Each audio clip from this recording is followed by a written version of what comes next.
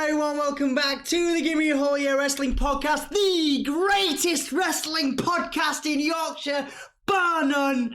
We are the absolute best. My name is Dom. We are the biggest fish in a little pond, and I'm Ant. Soon to become a live podcast. We're going to be bringing our podcast to Hull Podcast Festival, dates to be announced. We are very excited about the opportunity to bring our wacky form of entertainment. Thanks for finishing my sentence. You're welcome. How romantic. You're welcome. Oh, yeah. Well, here we are. Bad Blood. Bad Blood, 1997. We don't have bad blood, do we? No. We've got Mad Love. Mad Love. This is Wrestling Rewind number 70. We're getting there, Dom, nearly 100. Originally written bad with two Ds as opposed to the later pay-per-views. Yeah. I think it was 2002 and 2003. It was very, I mean, I would have fired the guy that suggested that.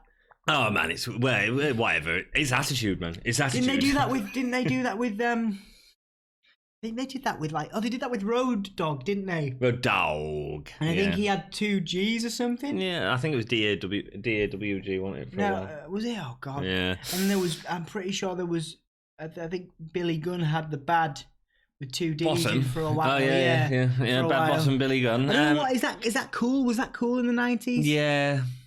It was hip. Really? We thought it was cool back then. We don't think it's cool now. I think it's cool now. I think it's misspelled, actually. In Your House 18 was this pay-per-view. October the 5th, St. Louis, Missouri, in the Keels Center. Number one UK film at the time. Go on. Volcano. I don't remember it. It's like the film about a volcano that's in the middle of a city. Is it explosive? It's explosive. Would you say that it was a hot film? It was the first film I went to see at cinema by myself, and I think I was too young to see it, so You went by yourself? Yeah, because my mum used to work at a place next to a cinema, so when I went to work with her, That's awesome. Do you know I only just conquered my fear of going to the cinema on my own last year? Congratulations. Yeah, I'm 33. The number one UK song was still Elton John, Candle in the Wind. Thank you. Most will remember this pay-per-view because of the absolute classic match. Indeed. Absolute classic between Shawn Michaels. Gotta be Kane! Oh, amazing. Can't wait to talk about that. But we are doing a full review. As we normally do, we're going to go through the entire pay-per-view. Something massive happened. There's actually a couple of classic matches. No, there wasn't. It's awful. No, hold on. Go on. In this series that we're continuing on with. Oh, right. Of Undertaker and Shawn Michaels. And we're also coming up to the screw job. Yeah, man. I mean, that's our next episode. So if you haven't already, subscribe to the channel so that you can see when we bring out our Survivor Series review. And also, we've got some great stuff coming up, man, from like King of the Ring and stuff like that. It's so good. And some good runs for guys like Owen Hart, obviously Stone Cold Steve Austin's on fire. And The Rock as well. And The Rock, of course. Yes, indeed. It's great stuff. It's a fantastic time. It's a great time. It's a shame actually because every other 1997 is filled with so many good pay-per-views. If you look at like the past few pay-per-views we've done, Canadian Stampede was amazing. SummerSlam was really great that year. You know, we've talked about a lot of great pay-per-views of this year that have been great all the way through. Yeah. This is not that. No, but it has one match at the end that is amazing. I mean, you know what? I actually think the Godwins and the Headbangers had the best match of their series of matches. I was so bored. Really? It was the best match of their series of not great matches. We'll talk about it. But what I was going to say was a lot of the guys that we've seen over the last few years, 5 years, have really developed. Like Goldust now has this kind of edgy, darker personality, which is coming through. Yep. You know, you've got Mark Merrow switched gears. He's now more of a heelish character. You know, again, taking his own dark turn, kind of controlling Sable a little bit. You know, so we're seeing a lot of these characters, you know, develop. Yeah, absolutely. Just like us in this podcast. This is also the first pay-per-view to feature a flag match, so we'll talk about how naff that is. And that was really naff because it had nothing to do with the finish. But anyway, it's hilarious actually because that's like probably the second best match on this card. It's really bad, I thought, personally. Well, we'll talk about it when we get to it. Actually, I agree. Change for the tag team titles in this pay-per-view. Also, massive thing happened the day of this pay-per-view, and that is that Brian Pilman passed away. He was found dead in his hotel room. It comes across throughout the pay-per-view as this almost storyline. I hate it. Yeah, no, I hate it. I mean, I get that the show must go on. I absolutely understand that. I think that's a very important, you know, obviously it's a live broadcast, but and obviously we see that over the coming years when tragedies happen. But Vince has. He's on commentary going, "We're going to give you live updates as to what's happening." Has all and the it feels like an angle, but it's not. It's a real person that's died. I remember him doing that when Pillman and Austin had the gun angle, and it was. That was kind of weird for everybody involved. Shocking at the time, yeah. Shocking. Commentary was Vince, Jim, Jerry, and JR. The commentary tables had changed as well. These were the sort of announce desks that we grow used to with the shield over the front. This is the first bit of time that's been used. So at the start of the show, we see a video package showing the change in Michaels. He's made Taker bleed from hitting him across the chair with his head. I remember a couple of pay-per-views I said how much I enjoy these. I'm starting to like. I think they're getting old now. These kind of hero villain, it's the grey area. It's going into the grey area. It was fine for the first 2 or 3, the great villain, the great hero, and all this stuff. Oh, but it plays so beautifully into the match. Yeah, I mean, there's so many good references to it in the match. I think. And this is a good thing as well. The Hell in the Cell. The whole thing in this video package is Shawn Michaels won't be able to get help from Triple H in China, which is great.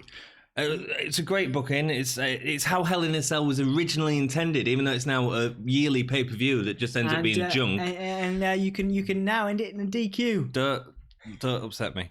First match, handicap match. Yeah. Nation of Domination, D'Lo, Karma, Mustafa, and Rocky Maivia versus the Legion of Doom. Can I just say, quite a strong formation of the Nation of Domination. Obviously. It is. It's very changed, hasn't it? I don't think for all that we look at the Godfather and the kind of he's probably Karma's most notable character. I don't know, Papa Shango maybe. I prefer Papa Shango. Yeah, actually no. In WWE lore, I think he's in the 2K20 and he just kind of keeps popping up. Yeah. But he had a longer run with Karma, Godfather. like in the Nation, he found his steam with this. His power gimmick. As well. Yeah, I'd agree. Yeah, I'd agree. With this gimmick, I think it didn't really mean anything. No. Until it was in this and then he took the charisma to a different level with the Godfather, which is cool. Yeah. Vince, at the start of the entrances, Vince is talking about Brian Pillman's passing away earlier on in the day. They don't have much information, but we'll pass on information as we go through the pay-per-view. That's bad. It makes it feel like an angle. And it's not an angle. It's a dude who's died, It's not good. Ken Shamrock was originally intended to be in this match. He was going to be the tag partner of the Legion of Doom, but he was wiped out and sustained injuries from Farouk, which is why he wasn't there. Hart takes to the mic, has a go at the Nation for taking out Shamrock. But that won't stop them from taking on all 3 of them. I quite like the idea of them turning it into a handicap match. Yeah, cool. It was kind of it was giving this kind of last minute feel, and I really like that. I mean, the LOD, you kind of get the vibe. They're the kind of heroes that they would do that, make that we'll call it a stupid decision. Yeah. To go against 2 on 3. Yeah. They're the kind of guys, a bit like you can imagine Hogan saying to all 3 of them, or John Cena or The Rock saying, "I'll take you all on." Yeah, LOD had that kind of. I tell you what, right? A modern day comparison. If you want a modern day comparison, really, they're the Hardy Boys, right? They were a nostalgia act that are still good in the ring, and so what the Hardy Boys are sort of in the last sort of year. Yeah. Does that make sense? Yeah, okay. And that's the sort of position they use them in. And like, we can put them in these big matches and people can get excited to see them, excited to, does that comparison ring true? It's not a bad comparison. There we go. I certainly think that LOD and the Hardy Boys, here's some controversy, are worlds apart in terms of ability and also impact. I would say the Hardy Boys are by far and away are more... Very good. By far and away a better... and were more popular in terms of WWE history. I don't know. The Hardy Boys will go down next to Edge and Christian. So will Legion of Doom. Below them. But Legion of Doom did so much with it, not out of WWF, and that's what we've got to remember. The time when LOD were big was when there was still a lot of territories, and they were fighting in a lot of the territories. So I think it's very comparable in terms of, I think they were massive, like the Hardys. Yep. Yeah. Anyway, interesting thoughts. Interesting thoughts. Yeah, no, that's cool. I think I prefer watching the Hardys. But then I think Legion of Doom are also. But Headbangers are rubbish. Headbangers are not as good as Legion of Doom. No, the Headbangers have a scrappy style, and I identify with that. They have a scrappy style, also known as botching. Let's go on. Hawk and D'Lo start off with Animal and Hart clearing house of the Nation of Domination. Quick tags to try and beat them, but they can't. The Rock is getting Rocky Sucks chants still. That's great. It sort of moves this character forward. He's very slow to get in the ring. He slows the match down way too much. There's a really nice shoulder barge from Animal, which looks like he takes Rocky's head off, followed by a Swiss drop kick. The Rock spends way too much time outside the ring, though, man. Again, like recuperating. Hawk and Karma do a double clothesline, but both men completely no-sell it back to the feet. Weird. Animal hits a power slam on Karma, but Rock quickly gets in the ring for a DDT. He was getting so much heat at this point. The heat was on the Rock, and that's good.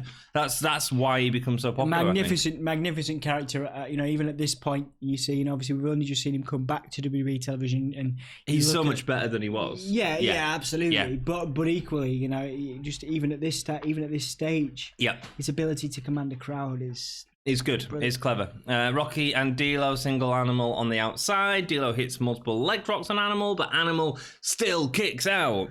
Rock and the Nation use all the heel tactics to keep the advantage of Animal, build into the hot tag, which happens when Karma runs in to the ring post, but the ref doesn't see the tag, leading to Animal getting hit by a big D'Lo frog splash. The low down. I love that. Really good. They were holding him as well. And there was, so it felt heely. It was good. I wouldn't have had him kick out, but I think D'Lo on that note, I don't know how many times I've spoken about D'Lo in the past, and because he's only just kind of hit his stride, but one of the most underrated WWE superstars of this time. He is good, and I can't wait to see more of him and talk about him more. I agree with you, actually. I think the match should have ended at that point. The end it's slightly different. That frog splash, probably arguably next to RVD, is one of the greatest of all time. It's a good frog splash, yeah, especially for the era. When Hart does get in, it's good. He sort of brings in a speed that's great. He power slam to the Rock. D'Lo comes in to help with an elbow, but hits the Rock instead. A big neck breaker puts him down. The clear house. The call for a doomsday device, but Farouk comes down, causing the distraction for the Rock to hit the Rock bottom.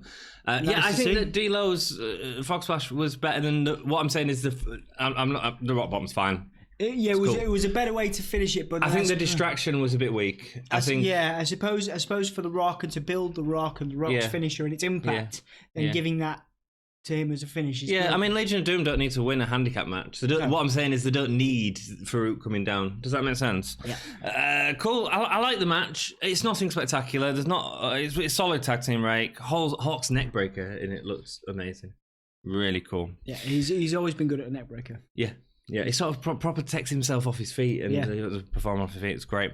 Sonny and Doc Hendricks are backstage to do a promo for Superstar Line. Vince talks about Pillman again, offering condolences to Pillman's family. Basically, quite awkward, isn't it? It's quite an awkward. It is obviously, weird. Obviously, it is an awkward thing in general. Yes, but Vince, terrible. Vince kind of, he really milks it. It feels. He should have. I think, he does. That's the problem. It feels like he's milking it. At the start of the night, it should have been, look, this person's passed away. This is the information we have. I think they learned that in the later years. Like, I remember when Benoit. The sort of deal with it. Yeah. Vince had just been written off television by being blown up in a limousine, and then the next week he shows up on TV before the broadcast and says, "This has happened," and then it goes into the broadcast. Yeah. Now they have the screen with just the picture and the years. Yeah. And that's. I think that's a much better way of dealing with it. But like I say, it doesn't. A little bit more respectful, because it feels like. Can you imagine Pillman's family watching that, and it feels like them kind of almost. I don't know if I'm sounding a bit harsh here, guys, but it feels like he's It does feel. I agree. It feels like he's using it. They use it in a lot of storylines as well. They talk about the Rock and not the Rock, Stone Cold and Pillman being a tag team at one point.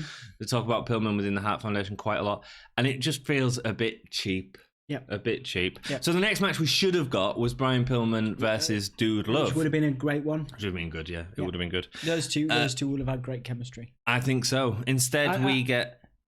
Sorry. No, you're right. I was just going to say, I'd love to see, even though we will see him in AEW, and to be honest, present day, AEW. Brian Pillman Jr. AEW's looking at the better show, so I might be tuning in a bit more regularly. But I'm very excited to see, Brian Pillman Jr. because they have a very similar look and a very similar style as well.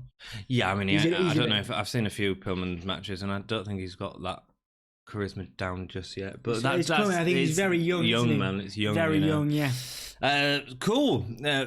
Max Mini and Nova versus Mosaic and Tarantula next. We had the little people in a match in the last pay-per-view, which was great. I'm a huge fan of. I'm a huge fan of Max Mini in this. Tarantula.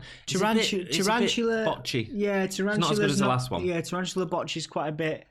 I've noticed. I mean, like I say, some of the spots are really good. I think this match particularly was really put together at last minute. Yeah. I know that they're telling us that the match has been put together, but I really think it was. It feels like they had some ideas in mind, but they never really executed it very well. I think, like I say, Max Mini, who's had a great showcase on both the pay-per-views. Both of these matches are showcases for him. Yeah, man. I think he's brilliant. Yeah. And actually, I'd like to know. I'd like to know what he's doing now. So I might do a little bit of research because he's very talented. Very, very talented. I'm actually going to look that up. Unfortunately, this match is a lot shorter than the last match, and it's all really botchy. Obviously, Lawler's making as many jokes as he can. That's terrible roll-up, isn't it? It's the roll-up. Oh, there's some really bad stuff. Yeah. An early move sees Nova run up Mosaic to land on Tarantula. That's amazing. It's neat, it's early on. There's some really fast little spots that he does. He's got a great little arm drag that ends up in the heels attacking a lot and stuff like that, which is really clever stuff. Max hits a nice hurricanrana into a cradle, which looked good as his arm drag's so good. Max gets thrown in front of Lawler for him to have a chuckle and yeah, whatever. Yeah. The tags don't seem to matter though. It's JR selling Mexican rules because they're not actually going by the rules of. Max Me's still working in Dragon Gate. Which is cool. He's had some feuds and different things and worked with Kota Ibushi quite a bit, which is really exciting. Rock and roll. Yeah, cool. They attempt a lot of spots, but they all get really botchy. Even the end roll-up by Max, it's bad because another guy comes in. I think it was Mosaic, wasn't it? No, it's Tarantula. Tarantula gets rolled up. He comes in. No, Tarantula. Tarantula gets rolled up. Oh, it's Mosaic that gets rolled up, isn't it? Anyway, one of them comes in and kicks them out of it. But the ref don't count it because it's supposed to end the match. Yeah, so I think it just feels like they were all just a bit all over the place. And I assume this is because of it being put together last minute. Mm-hmm. It sort of gets past. But some of the other matches do feel a bit like.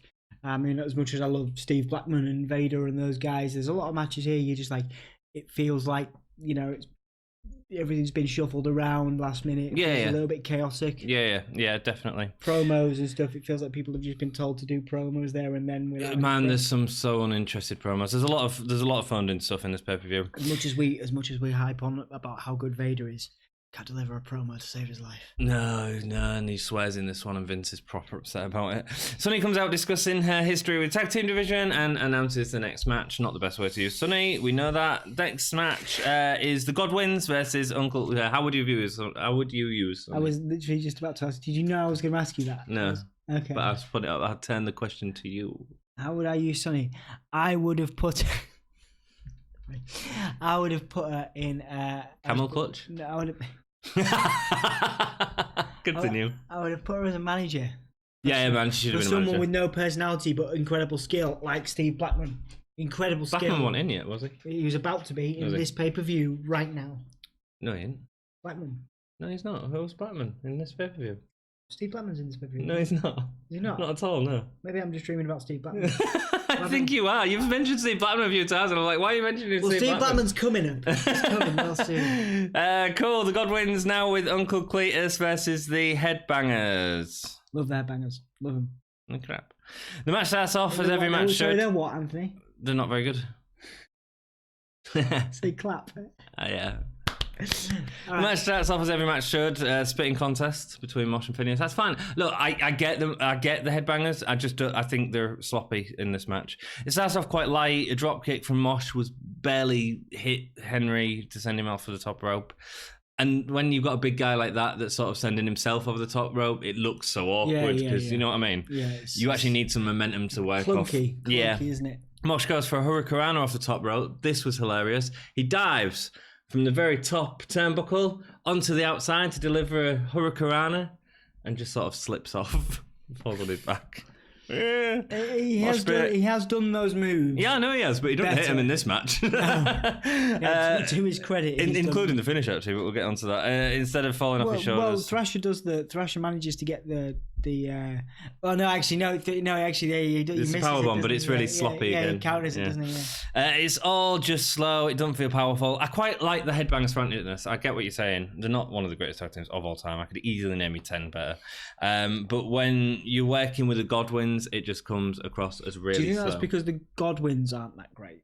Or do you think it's because No, because the Headbangers botched a lot as well, I think. In my opinion, let us know what you think down in the comments below. It'd be great to hear your opinion on the Headbangers. They obviously had a. They were.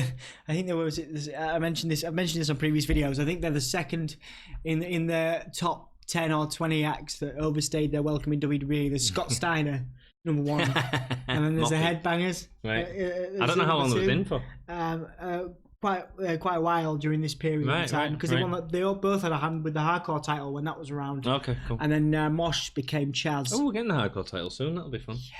That'll be fun. Yeah. Watch some Not of them nearly as silly fun as the matches. 24/7 title. Oh wait, no, it's 10 times better. Yeah. Cool. I can't remember what I was saying, but we're big fans. I'm a big fan of the Headbangers, but it's a shame that in WWE lore, folklore, they go down with such a negative. Oh, yeah. But they did, which is very rare these days. They returned very briefly. For 2 matches. But it's still quite nice, I guess, to be asked. Yeah, absolutely, and good for them. Put it this way, right? This match has an action replay of it, of Mosh sticking out his tongue, right? And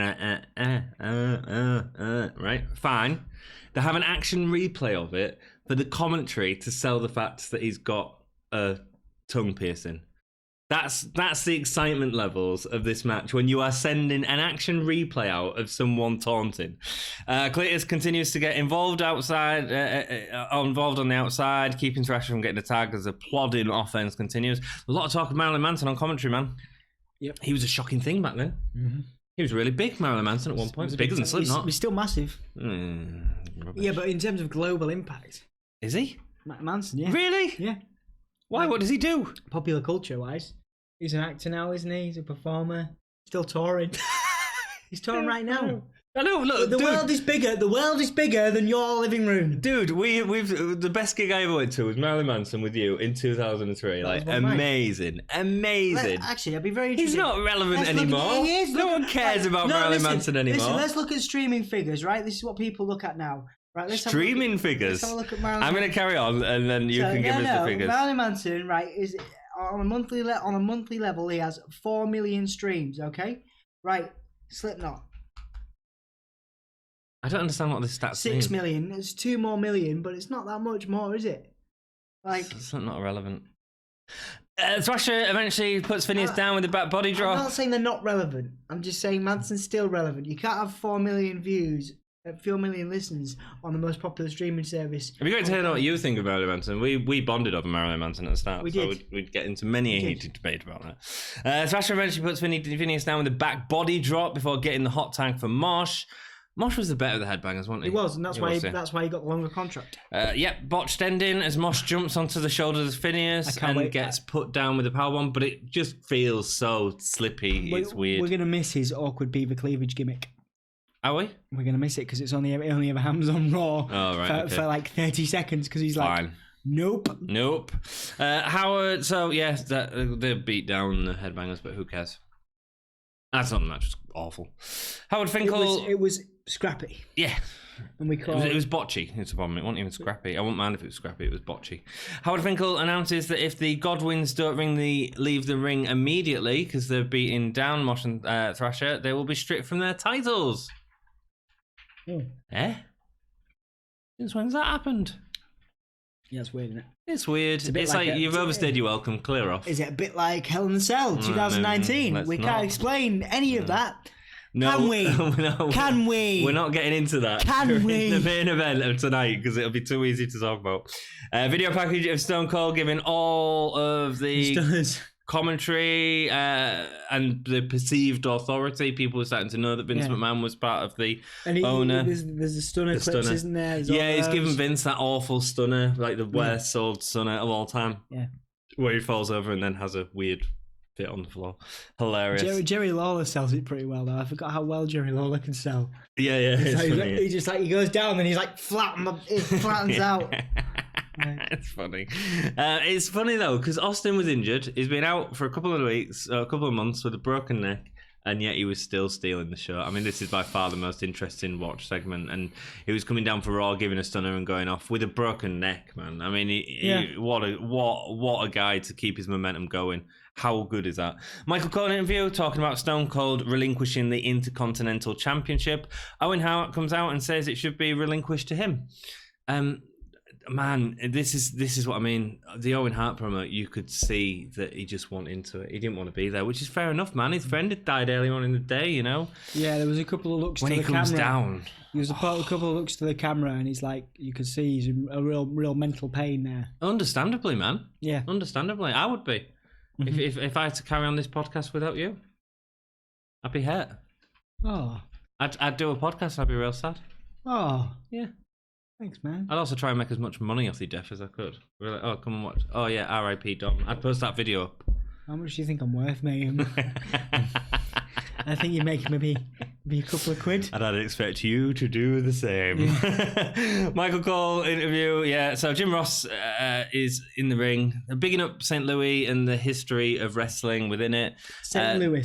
Louis, sorry. They bring out Gene Kaninsky. Gene Kaninsky. Some honorary awards. Makes me think of Gene Snitsky, but they're two very different people. Very different. He does the same for Jack Briscoe, Dory Funk Jr., Harry Race, Terry Funk, Lou Thez, and Sam Muchnick. Although in wrestling history, I suppose Lou Thez would be the biggest name there. Yeah, Terry Funk gets a massive pop because he's still in ECW at this point, and he's about to become back on to WWF TV. But he was known within the WWF universe. So he's a legend. A legend all around, isn't he? Really? Yeah. It's funny. Like he's one of those guys. Not that because obviously you don't want to make light of death, but Terry Funk, man. I mean, he'd probably still wrestle now if he could. Oh, he will. Does he not? I'm pretty sure. He does. Yeah. Should we find out when his last televised match was? No, we've looked at it before. He still went. When he's still. I think he's still going. Yeah. He was on like WWE TV a couple of years ago. Was it when Ambrose and Lesnar? Yeah. He gave him the chainsaw. Yeah, it was rubbish, wasn't it? Chainsaw Hey Charlie. man, it's all good for Terry Funk. He's probably like, yeah, I'll just take the money. It's fine. Yeah. So Jim Ross does that. The crowd are real tepid, including a sign that Harley Race needs to be Stone Cold Stunned, which I thought was quite funny. It's nice that they have the video packages though within this, sort of explaining the history of them and sort of where Lou Thez is, and that's nicely done. Terry Funk gets the best reaction. Doc Hendricks backstage next, interviewing Farouk, who doesn't have Austin in his back pocket, and he doesn't mean a thing. It's a bit weird here, because why would Austin be in Farouk's back pocket? I mean, I didn't get it. I think which goes into the end of this match. Farouk is still finding himself as well, even though he's been a very credible leader of the Nation of Domination. Yeah, I think a lot of times he just should be presented as the leader and have a mouthpiece. Maybe even D'Lo. Yeah. You know, D'Lo was great on the microphone. Yeah, D'Lo's all right. Yeah, he's okay. He's nothing special. Or The Rock. But then that built up to all this dude as well. Yeah. So you've got to like respect. If this didn't happen, then we wouldn't have maybe got where The Rock eventually went to. You know, in a Continental Championship match for the belt that Stone Cold has relinquished. Owen Hart versus Farouk. Owen just looked miserable, man. Yeah, coming I mean, down he got the a decent enough performance. Obviously, Owen. Owen on his worst day is still better than most of the roster. Yeah. No, I agree, man. And I think he almost definitely was on his worst day here. But, yeah, probably. Yeah, but he still continued to work and still did a good job. It's when he comes down to the ring and he's got I don't know why they even sent him out with the slammies. They shouldn't have, because he's just holding him and it's not that Owen Hart that was relishing in that. It was just you could tell he was hurt, man. Owen's wearing his Owen 316 shirt, classic shirt. I just broke your neck written on the back of it. Great stuff. Austin comes down with his belt. He sits next to the ring bell and starts ringing it, then steals the commentary off. He steals Vince McMahon's headset and then Jerry Lawler's headset later on. Talking trash about Owen. Look, the match is really slow. The match is uninteresting. I think the end is cool. It was weird. Austin. Yeah, but I guess it's because Austin and Owen have that unfinished business. Yeah, absolutely. Feud. Owen, but Austin completely stole the show here. Yeah. Owen there was one nice move that Owen did. He did a real nice slide under Farouk legs into Giri that was really sweet. Anytime he does a spinning heel kick, I'm like, cool. Yeah. Probably one of the best in all. Even that, it looks so good, but it don't get any reaction from the crowd. It's real weird. I think everyone was just excited to see Austin. Yeah. I think it's quite sad. I think at this time for a lot of the roster, because people just, in the similar way that justifiably or not, people are buzzing about the Fiend now. there's a lot of times people will just tune in and probably would have done it this time just tune to watch in that, to see Austin. Yeah. And so a lot of the roster, unless you're, I mean, who else? Because you can't say The Rock yet because he's not there yet. No. You can't say Mick Foley. Michaels and Undertaker. Yeah, maybe. But like, you know, present day, you've got maybe Lesnar, who can command the crowd in a similar way than say the Fiend. I don't care. Anyway, Jericho, weirdly enough, is probably the best thing in wrestling right now, and he's in AEW.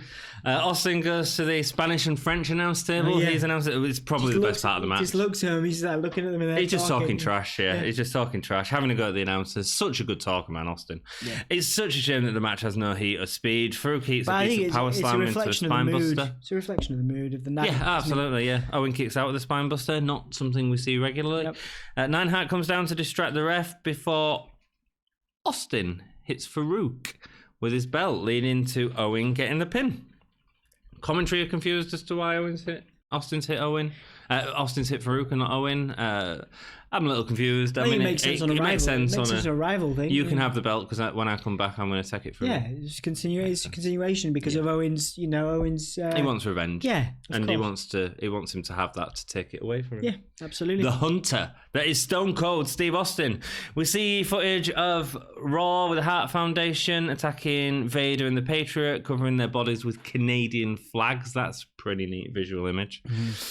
The Disciples of Apocalypse, 8 Balls, Chain Skull, Los Boricuas, Jesus Castillo, Jose Estrada, Miguel Perez, and Savio Vega. I actually quite like the Disciples of Apocalypse. It's just the names, 8 Ball, Skull. That's rubbish. You know, they couldn't have thought of anything more inventive. It's a bit like when we see there's a faction coming up in pay-per-view in a few pay-per-views time.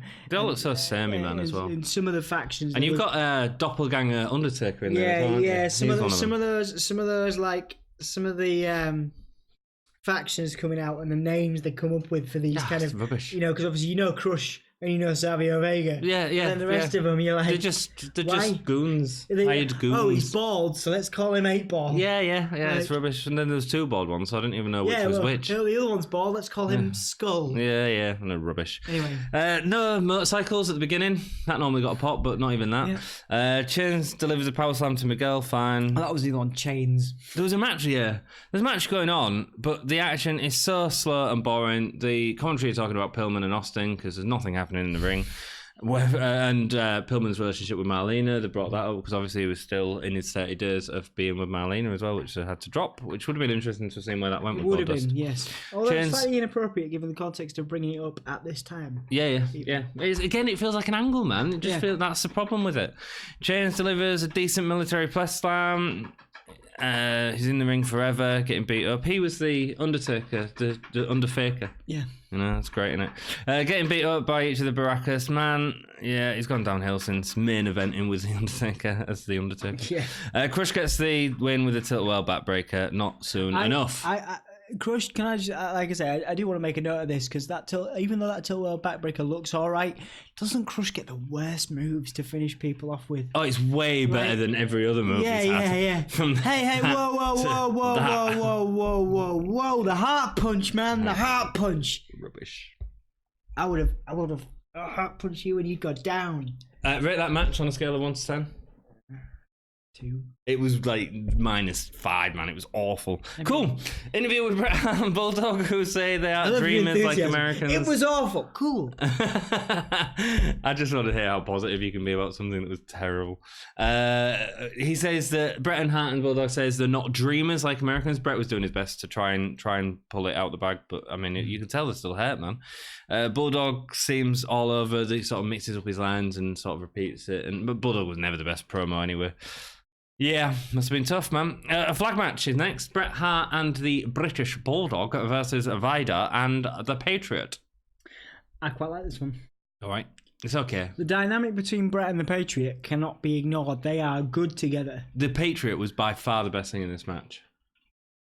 I also like, to be honest, I like the dynamic between Vader and Hart Bulldog as well. But Vader and Hart. Yeah. Like, did you see, like, Hart got some decent, like, suplex, like a back suplexing on Vader. Yeah. There's some good moments. Look, technically it's solid. It's definitely more watchable than the rest of this pay-per-view. Technically, yeah, it's solid, right? Because they're good. But there's no feeling behind it. Do you know what I mean? Yeah, I see what you mean. So and also the stipulation. There's no buzz. There's no heart. Because no pun intended. Yeah. Because I understand why. I can't say that enough. Doc Hendricks interviews Patriot and Vader. Vader calls Bret Hart the best there ever will be. Is a load of bull rubbish. You can hear Vince squirming at the swear word that he uttered when he said that on live TV. They all start brawling straight away. Bret and Bulldog meeting them. The flags are brought down. Face has got the upper hand. Bret and Bulldog resting on the floor. Vader and the Patriot don't grab the flag when the match starts. No one in that match would have been able to get them flags either. They were way too high. Yeah, it was weird. It was a really awkward, really weird stipulation. Kind of an awkward match in the fact that it didn't play into the finish. No, exactly. What was the point in it? No, there's no point. You know, it's a bit like having a Hell in a Cell and ending it with a DQ. The flags are way too high for anyone to actually reach. So it's a no DQ tag match. Interesting. Where opponents are told off for interfering. No DQ. Who cares? I'm not going to listen to you. I'll beat you up, ref. I don't care. It's no DQ. Yeah, where's it? Just be careful not to bring a sledgehammer in. Oh, dude. At least the match has some wrestling in it. Patriot with some arm drags against Bulldog. Just trying to rile you up steadily as I just don't even want to talk about it. I just think it's like we're talking about like a good pay-per-view here with one really solid Hell in a Cell match, and I really don't want to ever talk about that match. Patriot with some arm drags against Bulldog, some back and forth between Vader and Bret. Bret feels off again, understandable, but it does feel like he's going through an emotions. I like the back and forth between Vader and Hart. Yeah, they've got some chemistry as well. Yeah, but they've had way better matches in the past, man. Stuff that Patriot was, he seemed like the only one that was really invested in the match, really trying to get himself over as well. Working a lot with Bulldog, lifting him with ease, and that's it's a serious load of muscle to lift up, man. Patriot and Bulldog go for the flags at the same time, which is interfered by both men on the outside. I don't know why there was on the outside. It was no DQ. And there's a lot of that with Hart locking on his figure four, cross ring post, that sort of stuff. Hart locks on a sharpshooter, but Patriot reverses it into his own sharpshooter. Bret would indeed regret letting anyone put a sharpshooter on him in any match at the next pay-per-view in a month's time. Bret delivers a backbreaker to Patriot as Bulldog hits the axe handle off the second rope. Vader delivered a fall-away slam to Bulldog, followed by a splash. Vader gets locked into a sharpshooter, but even with his arms on the rope, the ref doesn't break it up. Well, it's no DQ. Yes. And then Patriot comes in, starts wailing on his head, and then he's sending Patriot out. It's weird. It's selective rules. Selective rules, which makes no sense. You know, when you debut in a new match like this, it's got to have consistency. Yeah. That's called storytelling. Delayed superplex from Bulldog to Patriot. Power slam from Patriot to Bulldog. Vader grabs Bret off the flagpole. In what would have been, so he sort of grabs him, puts his arm around him, and then he's in some sort of bear hug position. And you know I hate a bear hug, but it works, right? Because he's got Hart so high. It depends on the context and who's doing it. Like if Vader's doing it, you believe in it. It could have been. I could have done if he, because his feet were off the ground, he was high, and he was sort of dragging him around a bit. It would have been a wonderful position to do a German suplex. Yeah. Instead, he just lets him go. Yeah. Yes, it's all Disney. Vader misses a moonsault and lands on his feet. Yeah. Oh, yeah. I did make a note. Careful, dude. You break your legs. Yeah. I mean, if it had been anybody else, it would have looked cool. It would have looked really cool. But Vader, you're just gonna break yourself. Yeah. Yeah, it was cool. He just dropped down to one knee, didn't he? He never hit the moonsault, but he never lands on his feet. Yeah. That was mental. Bret uses the ring bell on Vader and continues to slowly attack Vader in the ring. It feels like the ring bell should have ended the match, I think.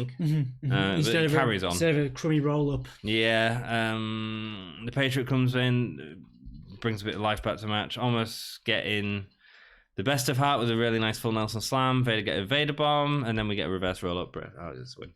Yeah. Bret and it's fine. Yeah, Hart Foundation. I think the Patriot's easily the best thing in the match, actually. I thought he was really impressive.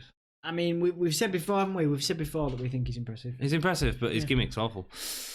Survivor Series advert, heavily dominated advert by and this is, I don't normally bring up adverts, but it was by the Faction War, which was so naff. Yeah. It's given us so many rubbish matches. Anytime I see them guys are facing off, do they have a Survivor Series match? Oh, man, do we have to watch that? Yeah. There's a lot of really crummy factions at the moment. We got to that point. Yeah, we have. It's the last match. Thankfully. And we're going to go into detail because you guys probably want to hear it. It's probably what you're watching this for. I love it. You love it. Incredible match. One of the greatest matches of all time. Yeah, some of the greatest moments of all time. Yeah, probably in the top 10. So it's certainly worth sort of looking at and talking about. But if you haven't subscribed to the channel, please do help our little baby podcast grow into a beautiful thing. And please hit the ring bell. If you hit the ring bell, you can subscribe to whatever sub-series you want. You can personalize it to only listen to us, to listen to the full channel, do that. And also, if you hit us up on Facebook, Twitter, Instagram, what was that face for? You didn't know that, did you? What? You can personalize it, yeah. So you could just say, I just want to watch the Wrestling Rewind playlist. Yeah, you can do that. If you guys want to do that, do it. If not, if you want to listen to everything, do it. Nice, isn't it? It's cool. Yeah. All/Gimme a Hull, yeah. Yeah, so man. Facebook, Twitter, Instagram. Don't forget you can buy cups and t-shirts from Redbubble. And also, if you fancy throwing us a few quid our way or dollars, whichever you prefer, you may do that on patreon.com/Gimme a Hull. Yeah. Thank you. Let's talk about that Hell in a Cell match, man, because this is fun. Shawn Michaels versus The Undertaker. Doc Hendricks interviews Shawn Michaels before the match. Surrounded by Hunter and Chyna. This match won't be for the European title, so we're establishing that from the start. Fine, cool, whatever. He's aware that tonight will be by himself, but as the main event, he will prevail. It's a really different Michaels promo. It almost feels anxious.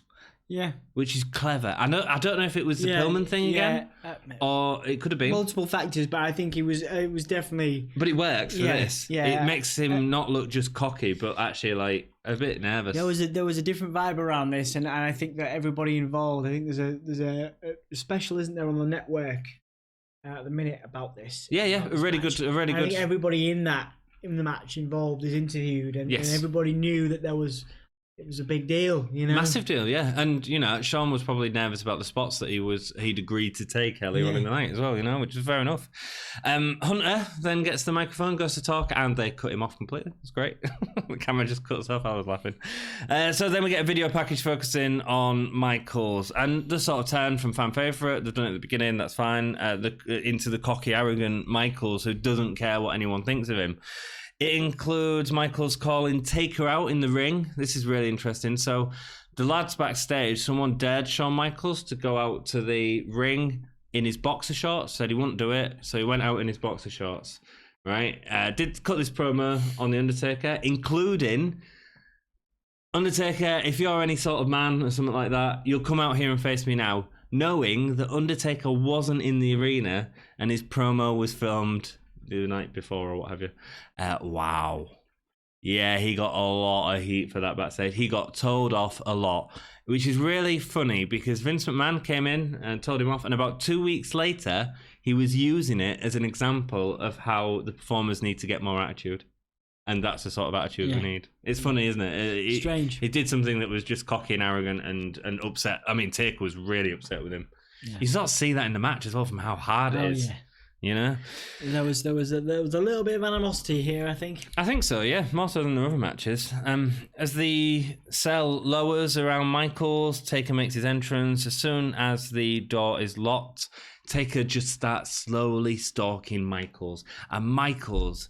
Yeah, there's a vibe here, man. I think they were really just trying to sell the fact that Undertaker was being massively dominant here. Yeah. It was basically Michaels. Undertaker was, but it was a bit like someone had just said, or Undertaker had just said, even though they probably weren't talking to this level because I think they both hated each other, quite publicly disliked each other. But it was pretty much like, right, I'm gonna kick your bum. Yeah. To sell. And he does basically it, yeah. And it works so well for the match until the big point. The big red button is pressed. As soon as the door is locked, he's taking him. It starts off with a massive big boot, and it feels more hard hitting than anything in this pay-per-view so far. It's amazing, just a big boot. It looks like he knocks his head off, and it just as soon as you're watching it, you're just like, oh yeah, this is a match. it looks like it was delivered to her, which it may well have been. There was an extra bit of oomph. For sure. Was. He goes for an early chokeslam, but Michaels kicks out of the chokeslam, which is cool. Taker gets old school early on, a move that normally you go for it early on in a Taker match is sort of, we talk about how boring them Taker matches was sort of 5 years ago, and it was just so readable. The old school came, he got knocked off, he'd get it later on in the match, fine. This time he gets it early on because they've got so many more stuff, so much more stuff planned than doing that spot, which is great, which is credit to them. The back body drop from Taker sends Michael nearly fine, so he just he's running, he flips him over. His feet nearly hit the top of the cell, man. Yeah. Michael's mental. Incredible. There's a point where Taker gets... Oh, no, Michael tries to climb the inner cell walls. Really interesting, trying to escape Taker. Taker drags him back down. It shows the desperation. I think it does. That's what comes across really well here, is Michael's desperation to get no escape. That's the point. Which is brilliant. Taker can't lose. Yeah, that's great. Michael's. There's a great point where Taker gets him in a powerbomb position. Although Michael's fights back on top, it looks like he's going to do a powerbomb into the turnbuckle. Ends up turning it around and ramming him into the cell several times. And Michael's body's flailing. To say that these guys hadn't worked in a structure like that before, because it's very different to a cage match. A cage match is not as bendy and stuff like that, so you do the head spots and you do the fake hit in the head and stuff like that, but the whole sort of cage is wrapping itself around Michaels. They were going, he was really going into the cage. There was obviously the blood comes a little bit later on. It's really it's built to be intense. It is, and they do, man. And created to be uncomfortable, a little bit claustrophobic. Everything. Oh, big time. Do you know how much time they spend in that front section of the ring? It's so much time of the match is spent there, and it's so nowadays Hell in a Cell. If you look at the Sasha and Bayley match or something like that, they've got so much space, the ability to be able to get a table out of stuff like that. You would never have got a table from under the ring here. There was not enough space at all, which makes it feel great. It makes it feel so hard hitting and interesting. There's Michaels waves off a cameraman early on. Wonderful stuff, man. Yeah. Foreshadowing the cameraman as being part of the character within this ring. Beats, later on he does, but that foreshadowing is beautiful. He does it twice. Yeah. So clever. Michaels is able to get back into it after Taker misses an attack and hits a cell. Michaels uses his speed to constantly stop Taker getting into the ring, instead diving into Taker, constantly sending him back into that cage, which just feels rough. And then he delivers a massive move, which is he uses the steps to attack Taker, but then delivers a pile driver on the steps, and it's oh wow, finally Michaels might be in with some sort of chance, even though soon after, because even then he gets up and he gets frustrated at the cameraman. The pile driver, there's a couple of moments, the outside plunger is fantastic, and you think Michaels, wow, he just can't be. Just can't be stopped even by the Undertaker. Yeah, and then you get that awkward looking, but Taker's a big dude, cool man. Looking pile driver. On cool. The ring steps. Cool looking, but it's also They brought out everything for this match, didn't they? Even an axe handle, right? He does an axe handle off the top rope, and it suddenly feels devastating. Yeah, it's weird. In this context, you can make a move like that. Yeah, because there's no space in the cell. So as soon as you deliver an axe handle, it sends Taker straight into the cell and then bouncing back, and it's wonderful. Michael grabs a chair. Obviously, the chair's been a big part of this feud from when the SummerSlam match happened with Bret Hart and Taker, and Michaels was special guest referee and hit Undertaker. It's been a massive part of the story. All the ref can do is ask Michaels not to use the chair because he can't disqualify him. The commentary point that out.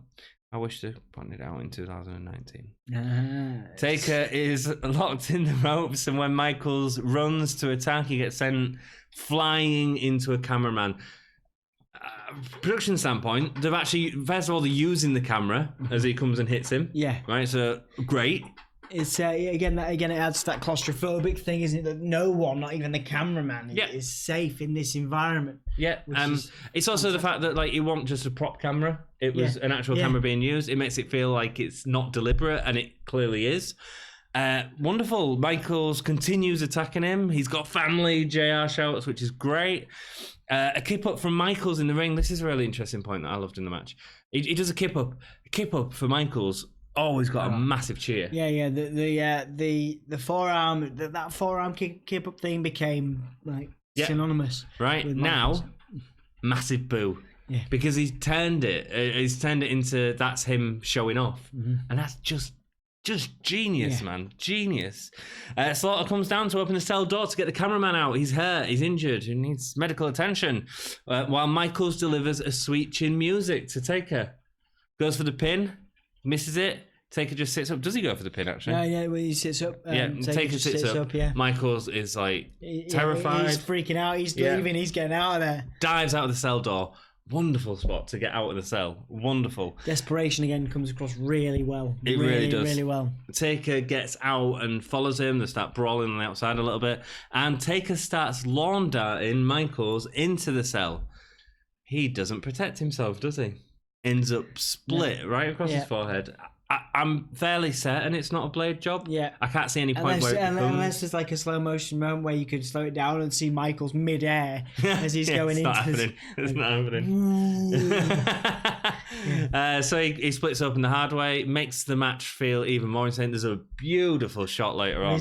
Like his face and the blood trickling down. I've got blah, blah, blah. It adds a new levels to the match. So Michaels again trying to escape. He wants to escape the Undertaker. He decides to climb up the cell. This has never been seen before. This is the first time we've had this intense match of these two men who were, the idea is we're keeping him in this closed environment, and here he is scaling up the outside through this beautiful sequence of events. It's great. When Michael's on top, Taker does a back body drop, and it's like, it's a move, yeah? The crowd loses their mind, as if he did that on top of that metal, yeah? And it's quite cushioned, actually. It's probably more cushioned than the mat. But yeah, the crowd got absolutely mental. There's a camera man in the ring, and he's looking up at Michaels and Taker on the top, and Michaels' face is down there, and blood. There's a moment, isn't it? I think was it Taker or somebody talks about it on this special, and it talks about what a great moment it is because the blood drops. Blood's just dropping onto the camera, and it looks. It's like a moment. What a moment! It's like a moment of theatre. What a moment, man! I mean, how more perfect can you get? That cameraman like catching blood. It was completely unintentional, I assume, but it's beautiful. Hey, Sean, a little bit over here, a little bit to the left, mate. As Michaels tries to escape the other side of the cell, Taker stomps on his hands as he's going down, leading to the Michaels table bump. Oh my God, and that's the first time we've seen them announce desk break apart. It's amazing. It is. I do enjoy Michaels just giving himself a quick look down before he does it. He's like, he goes, oh yeah, too right he does. Yeah. This is a big spot. Yeah. But the other thing is, it doesn't stop. Yeah, the energy. That's one thing I'd say about the Mankind Undertaker match. Not to compare, because I think they're both incredible. But the action very much stops after that. Which is better? I don't know, man. I don't know. Okay. We'll talk about it at the end of the match, I think. We'll get to it, and then we'll have a good talk about that.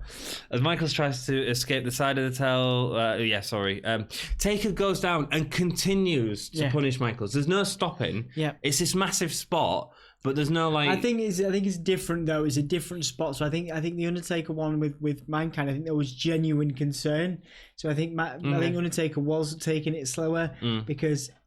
That was a bigger spot than this. Yeah. I get what you're saying. You know. Yeah. Well, he falls. Michaels planned. He knew what was going to happen. That's why he checked. And he hits.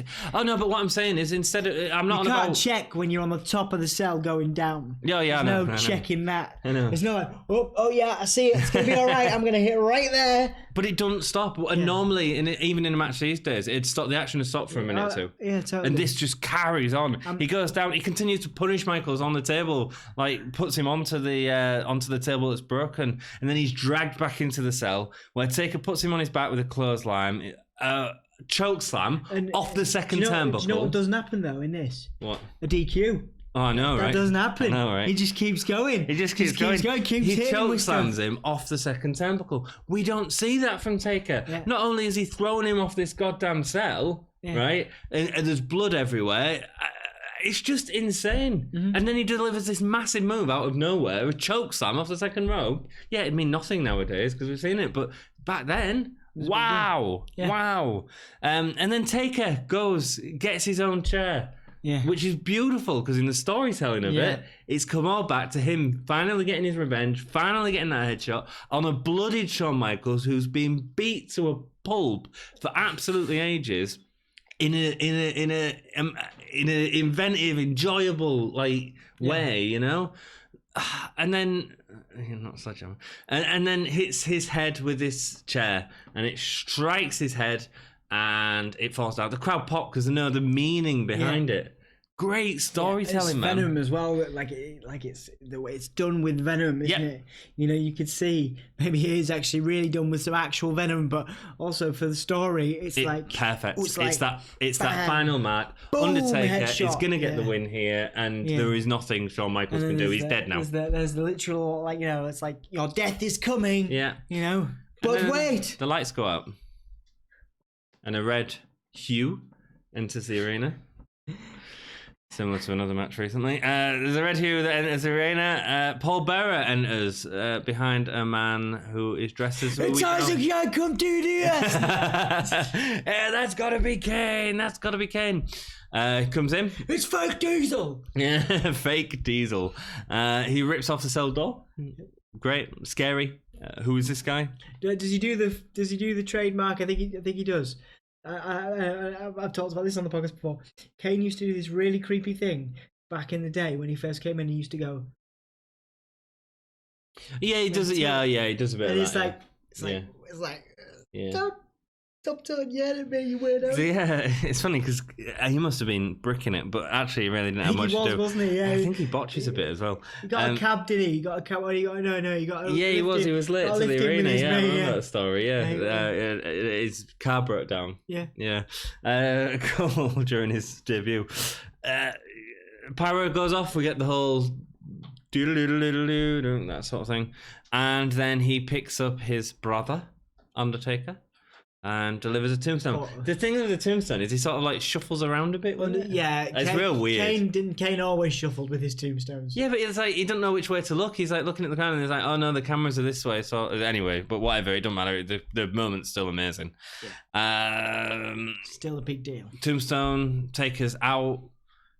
It was great because back then you was like, does that mean Kane's tombstone is more devastating than the Undertaker's, which is one of the greatest sort of finishes of WWF. Ever.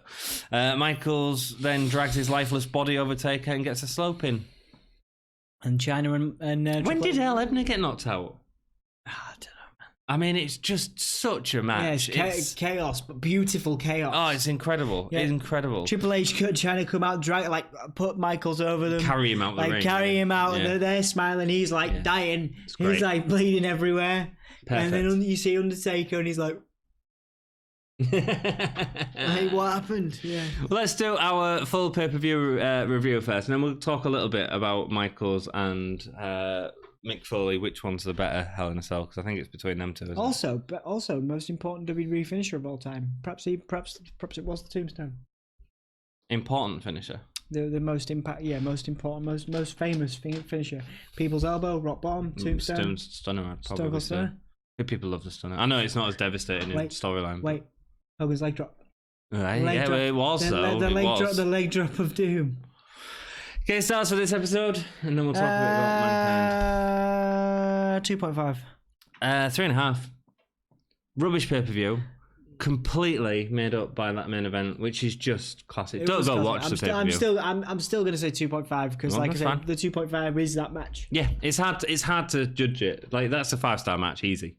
Yeah. But it's I'm not going to give the whole pay-per-view 5 stars. That was a whole lot. That was a whole lot of extra faff in that. Oh, it's rubbish. Best, which is amazing because the 97 pay-per-views are so good, all the way through, apart from this one, but this is got one of the best matches of 97. Yeah. It's mental. Best match? Headbangers and Godwins. Shut up. Yes, Taker Michaels. Best performer?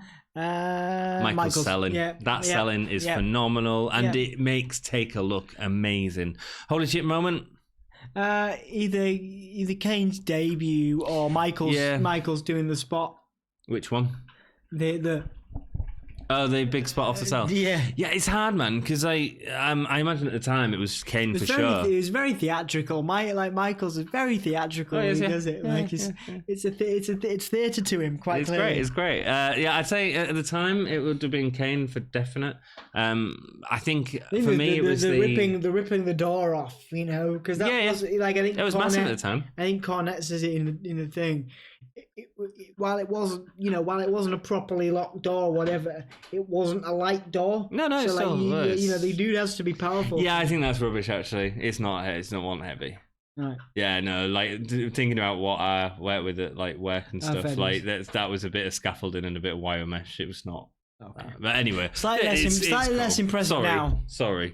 Suspend your disbelief, Anthony. Yeah, what were we taught? I can do. I'm going to say the whole legit moment for me is Michael splitting up in the hard way. Yeah, it's cool. But that's just because it's not something we see all the time. Rock and roll. Great pay-per-view. I enjoyed I love that last match. Well, last match made the pay-per-view. It is indeed. BADD blood. Let's talk about Mick Foley. Which is the better match? This or the Mick Foley and Taker? Just for why? For popular culture's sake. Not as good. For popular culture's sake. It's not as good storytelling. What's the one reference though? Oh, for the love of mankind. Yeah, but you could say Kane's debut. I'm going to say Taker. I'm going to say Taker and Foley. A lot of people look. I could argue either way. I think. So you're going to say this match? I know either way. I could go either way. One. No, I can't. I really can't. I show when people like talking about wrestling and how fake it is and stuff. I always show them the Foley Undertaker match because I think it's the greatest. It's the greatest. Unless it's you wanna, the greatest. This wrestling isn't unless fake. You want to show people ECW or stuff like that. It's spectacle. It's some massive spots. It's about someone overcoming like stuff, but he doesn't actually ever overcome. He just keeps beating himself and through like the thumbtacks is not talked about enough. But like it's like, are you kidding? After doing all that, he's gonna bring out the thumbtacks. But then I'd also say from this match's storytelling was better.